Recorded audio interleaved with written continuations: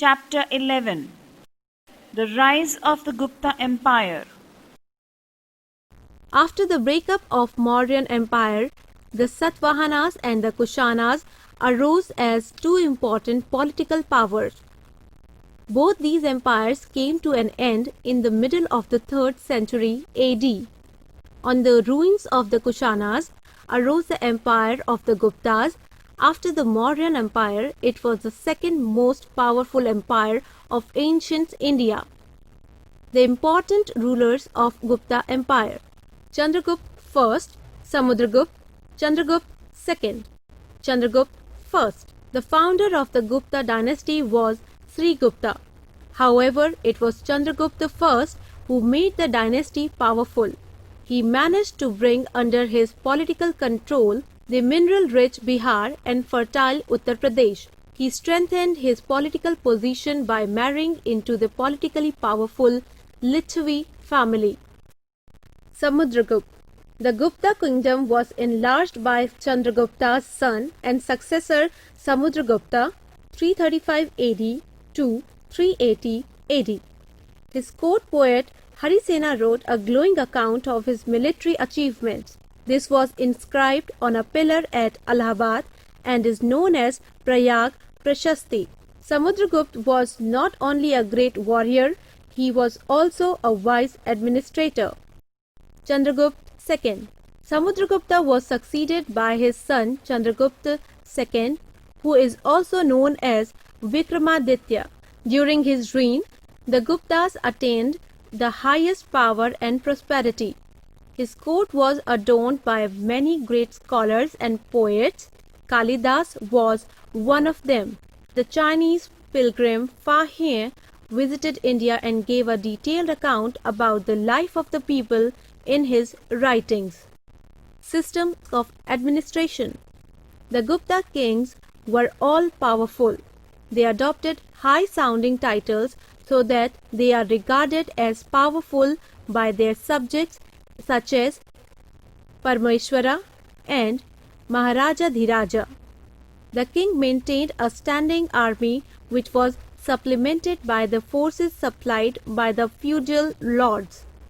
The Gupta divided the empire into provinces, districts, and villages. The Gupta involved the local people in the task of administration. Senapati, Mahasenapati, Mahabaladhikrita were some of the important military officers. Except these officials, the Samantas, who acted as intermediaries between king and the peasants, were also assigned to collect land revenue. Gupta society. During the Guptas, caste system had become very complex because of the rise of too many sub-castes. The lowest section of the Hindu society were the Chandalas. Women did not enjoy economic or social independence. Women were sometimes even expected to follow their husband to the funeral pyre. The first instance of sati or immolation of the widow after the death of the husband appears in Gupta times. They were well known for their religion, art and architecture, literature, and science and technology. Religion. The Gupta rulers patronized Hinduism and worshipped God Vishnu and Shiva. However, the Gupta rulers followed a policy of religious toleration. There were no persecutions of the followers of Buddhism and Jainism. Moreover, religion was based on selfless devotion to God. Art and architecture. The Gupta period is called the Golden Age of ancient India. In the field of art and especially literature, the Gupta age was definitely the Golden Age of ancient India. Both Samudragupta and Chandragupta II were patrons of art and literature.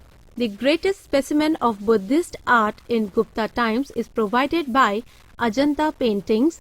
These paintings depict various events in the life of Buddha. The brilliance of their colors has not faded even after 14 centuries. In case of ironworks, the best example is the iron pillar found near Qutub Minar in Delhi. manufactured in the 4th century AD. The pillar has not rusted in the subsequent 15 centuries. It shows the superb quality of the metal and technological skill of the craftsmen. Literature. The Gupta period saw the birth of rich literature. The Kalidas adorned the court of Chandragupta II.